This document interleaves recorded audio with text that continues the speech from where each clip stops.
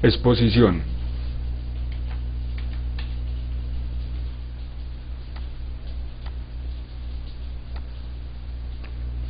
Principio físico. El descubrimiento de las ondas electromagnéticas, cuya existencia había sido predicha por James Maxwell, hizo suponer la existencia de un medio ondulante como soporte de las oscilaciones del campo electromagnético. Tal suposición se fundamentaba en el origen mecanista del concepto de onda, que es una abstracción construida a partir de la observación de la propagación de las perturbaciones periódicas en el aire, en el agua o en cuerdas tensas. El hipotético medio de propagación de las ondas electromagnéticas recibió el nombre de éter electromagnético como extensión del concepto de éter lumínico, que había sido acuñado para dar cuenta de la propagación de la luz.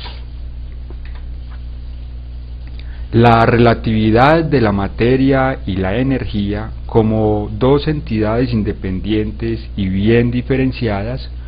constituye la base de la concepción clásica del mundo físico, siendo la materia el sujeto de la interacción física y la energía de una medida del movimiento actual o potencial de la materia.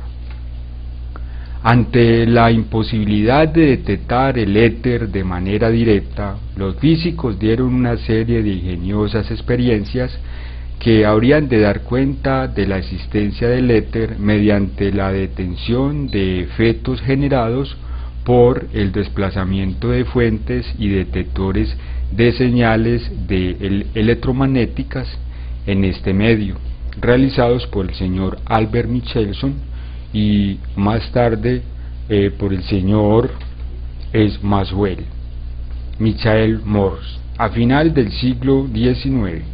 mediante el cual se esperaba poder detectar minúsculas variaciones en la velocidad de la luz asociados al cambio y la dirección del movimiento de la Tierra respecto a ese supuesto éter. Afirmaciones sobre la imposibilidad de detectar el estado del movimiento de un sistema inercial desde su interior constituye el principio de la relatividad galileana, que también se puede expresar como la invarianza de las ecuaciones de la mecánica newtoniana respecto a las transformaciones de Galileo. De acuerdo con lo anterior, las ecuaciones que expresan las leyes de la mecánica son las mismas en todos los sistemas inerciales de referencia. Tenemos el interferómetro de Michelson, el cual fue utilizado para poder saber con exactitud la velocidad de la luz. Esto después de haber hecho previas observaciones con respecto al Sol, la Luna y un planeta. Principio de la relatividad especial. Con el fin de resolver los problemas que presentaba la comprensión de la electrodinámica y de los cuerpos en movimiento en el marco de la mecánica de Newton, en 1905 Albert Einstein propuso reformular la mecánica aceptando como principio fundamental, de esta manera, el principio fundacional de la mecánica newtoniana, que establece la inercia como comportamiento esencial de los campos materiales, deja su lugar a un principio más general, al afirmar que no existen sistemas de referencia privilegiados.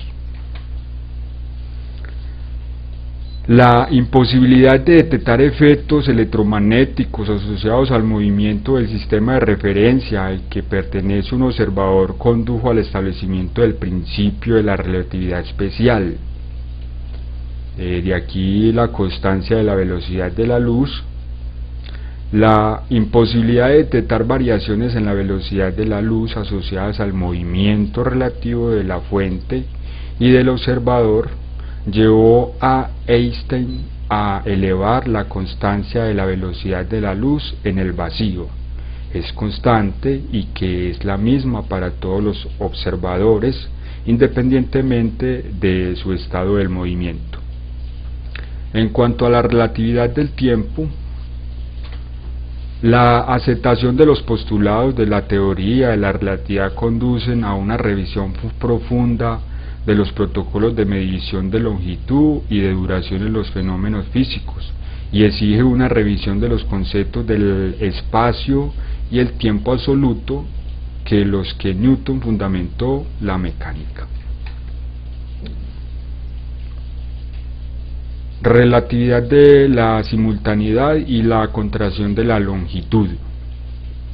La dilatación relativista del tiempo nos obliga a replantear el concepto de la simultaneidad, que es el fundamento de las mediciones de los intervalos temporales, que dice que un suceso se produjo a determinada hora. Por ejemplo, que el tren llegó a la estación a las 7 a.m., se establece la coincidencia de los hechos por parte del observador presente en el lugar. El tren arribó a la estación y que el reloj de la plataforma marcaba las 7 a.m., pero ¿qué sucede cuando se quiere comparar la hora a la que se produjo el suceso de acuerdo con un observador distante? Entonces, la medición de la longitud es un proceso que implica la localización simultánea de los extremos del objeto cuya longitud se quiere determinar y la posterior determinación de la distancia entre los puntos en los que se localizan dichos extremos. Sin embargo, puesto que la simultaneidad de sucesos distantes, en este caso la localización de la posición de cada uno de los extremos del objeto, depende del estado del movimiento del observador, no nos debería sorprender que el resultado de la medición de la longitud de un objeto varíe según el objeto se encuentre en reposo o en movimiento. La imposibilidad de detectar el movimiento de un sistema de referencia inercial desde su interior o de detectar variaciones en la velocidad de la luz asociados al movimiento relativo de la fuerza y el observador hizo necesario el desplazamiento de la física a partir del principio de la relatividad especial y la constancia de la velocidad de la luz. La consecuencia inmediata fue la relativización de la simultaneidad y la imposibilidad de realizar mediciones de longitud de duración de manera independiente. Todo esto entonces el principio físico, las situaciones sean el principio físico condujo pues entonces al principio de la química y al principio de poder utilizar y ser variante en el uso del ser humano. Un ejemplo muy claro es cuando nos preguntamos cómo llega el internet por Wi-Fi a nuestros equipos, cuál es ese medio que le sirve de soporte para viajar esos datos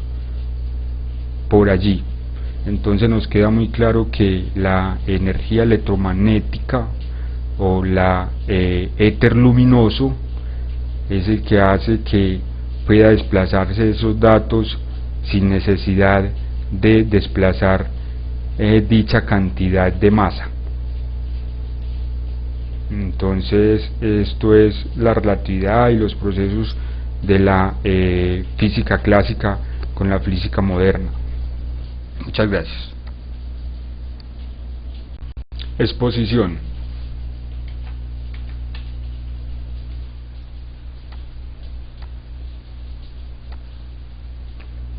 Principio físico. El descubrimiento de las ondas electromagnéticas, cuya existencia había sido predicha por James Maxwell, hizo suponer la existencia de un medio ondulante como soporte de las oscilaciones del campo electromagnético. Tal suposición se fundamentaba en el origen mecanista del concepto de onda,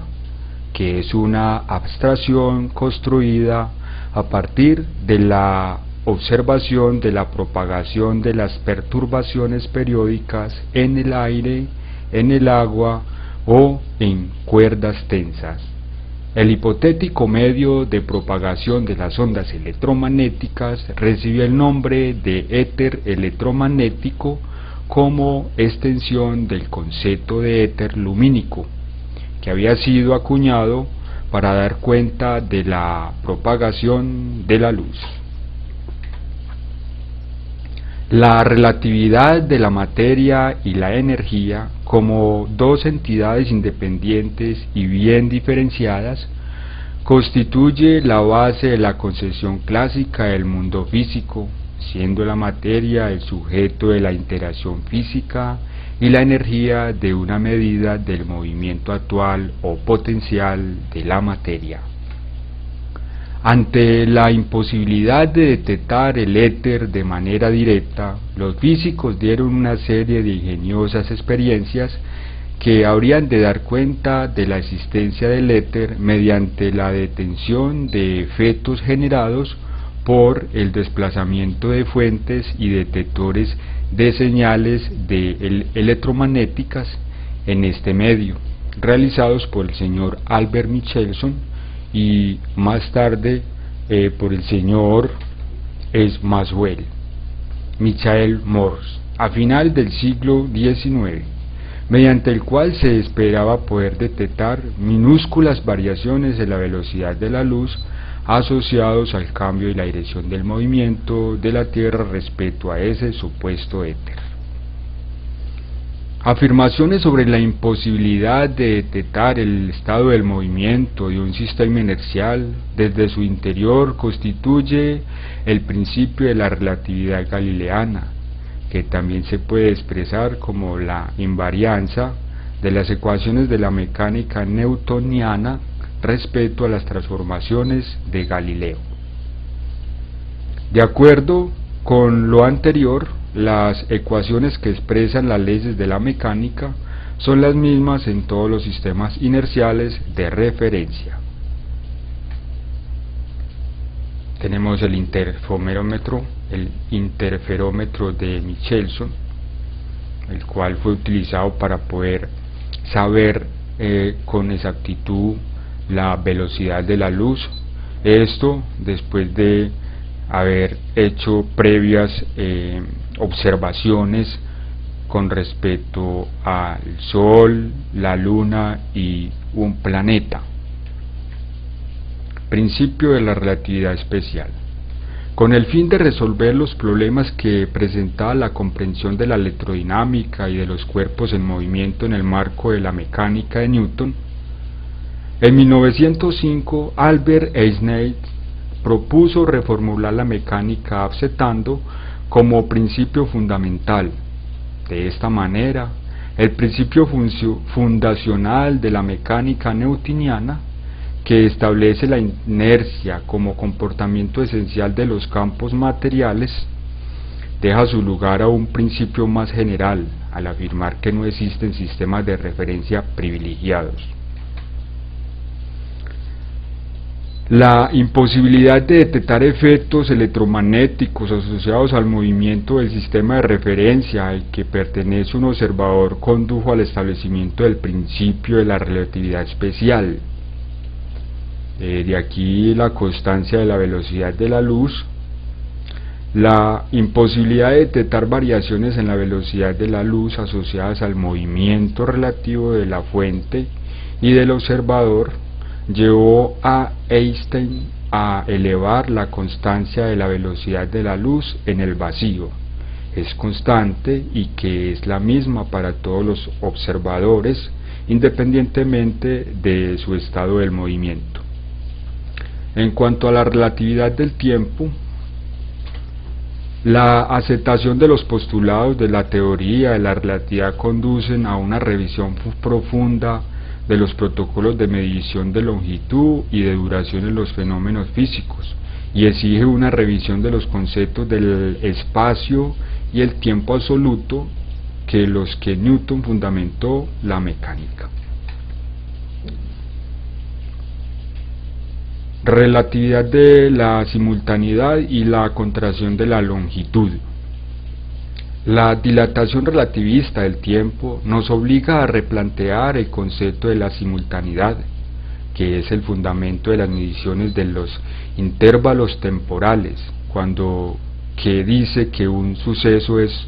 se produjo a determinada hora. Por ejemplo, que el tren llegó a la estación a las 7 a.m.,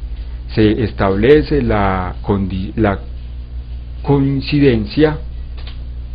de los hechos por parte del observador presente en el lugar. El tren arribó a la estación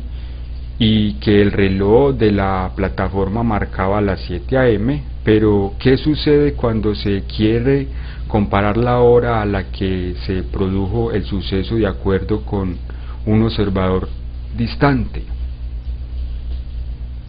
Entonces, la medición de la longitud es un proceso que implica la localización simultánea de los extremos del objeto cuya longitud se quiere determinar y la posterior determinación de la distancia entre los puntos en el que se localizan dichos extremos.